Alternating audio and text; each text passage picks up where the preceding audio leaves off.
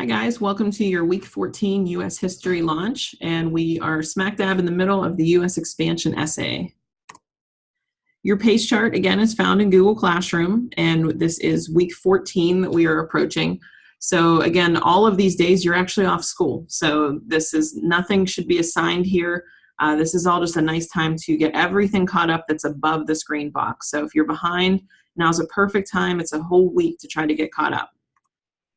Remember that we're in the middle of the Power Focus Area Challenge, and what this is, it ends on December 20th, and it's a grade level contest with the objective to have as many learners in each grade on pace or only one focus area behind pace. So do your part and help your team. It's going to help you in the long run. There are going to be incentives, which we'll discuss a little bit in a couple weeks, but this is a nice opportunity to try to make sure that you can go into the second semester in the second half of the year feeling like you're on pace and you'll have less stress, less anxiety. It's a good time to try to get back on pace. If you're not sure what we mean by off track, so if you go into the progress page in your SLP, you'll see on the right side the grades that you've earned so far. And so the green box says one power focus area off track.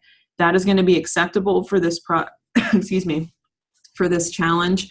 What's not acceptable is the one below that says 2 power focus areas off track. So we want you to be on pace with that blue line or 1 focus area behind.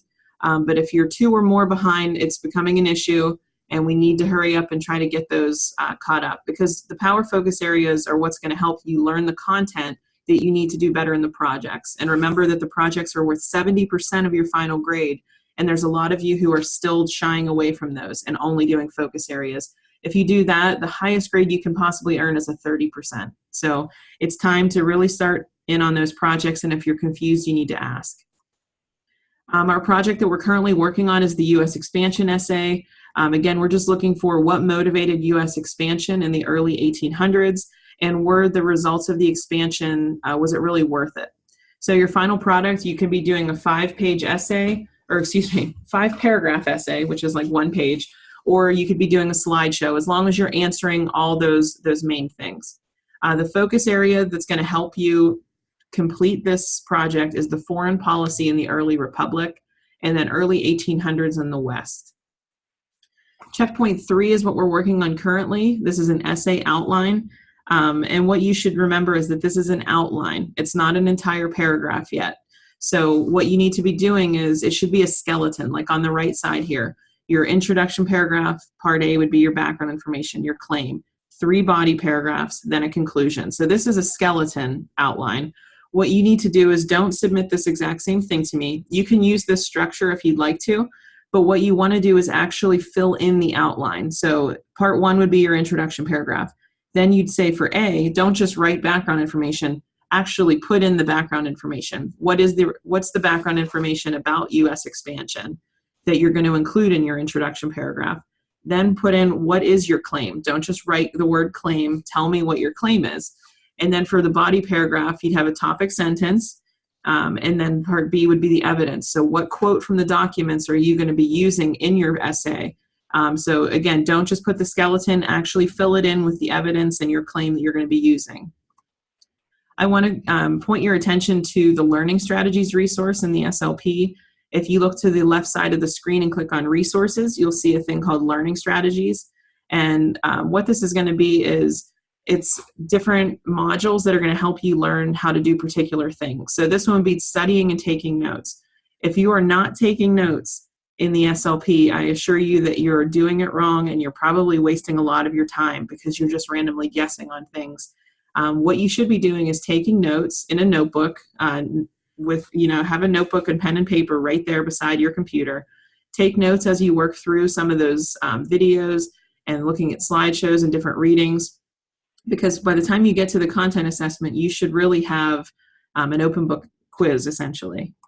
There's also ones for making a plan, reviewing and preparing for your assessments, as well as passing content assessments. So if any of those areas you think that you're struggling in, this is a good opportunity to go in and kind of click into here. So what I want to focus on today is the test myself strategy.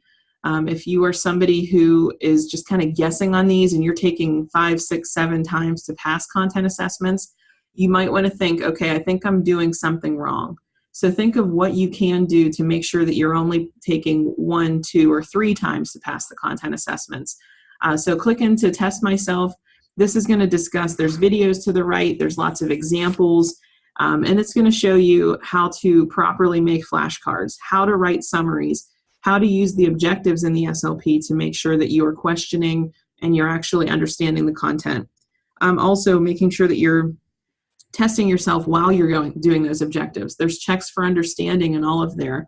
But I also recommend the website Quizlet because it's a nice place to do online flashcards that can also make it fun. There's different games that you can play to try to learn the vocabulary. So instead of just guessing, make sure that you try to actually employ a strategy to really learn something, because we're not interested in how well you guess on multiple choice questions. We're interested in how well you can teach yourself a topic and really learn something in the long run. Reminder that there's no school from November 21st to the 26th because it is Thanksgiving. So I'd like to extend a happy Thanksgiving to you and your family. Also, it's not a time that you're required to work, but it's an excellent time to get caught up. So I do need you guys to remember that your instructors are not going to be grading or opening content assessments over the break. So it's important that you plan accordingly. If you are somebody who desperately needs to get back on track and have done very little so far, take advantage of this week and make sure that you're in there trying to work. I'm not saying you should be working every single day over break, but even if you just worked one day over this break to try to get caught up. But you need to plan accordingly. So make sure that by 4 o'clock on November 20th, if you know that you want to try some content assessments over the break, you need to request those before 4 p.m. on November 20th if they're going to be open, because your instructors are not going to be working over the break.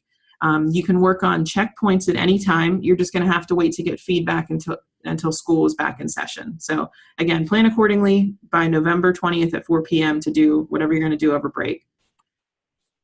To do for Tuesday the 27th, you should master the following content assessments: the Revolutionary America, U.S. Constitution, and Foreign Policy in the Early Republic. These are all past due now. So make sure that if you have not passed these 3, you're going back and trying those again.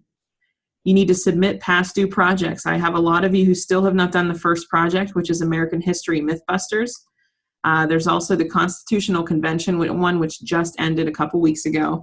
And then the one we're working on now, you should be submitting checkpoints 1, 2, and 3 of the U.S. Expansion Essay Project. So if you have any questions, please let me know. Otherwise, I hope you guys and your family have a very happy Thanksgiving.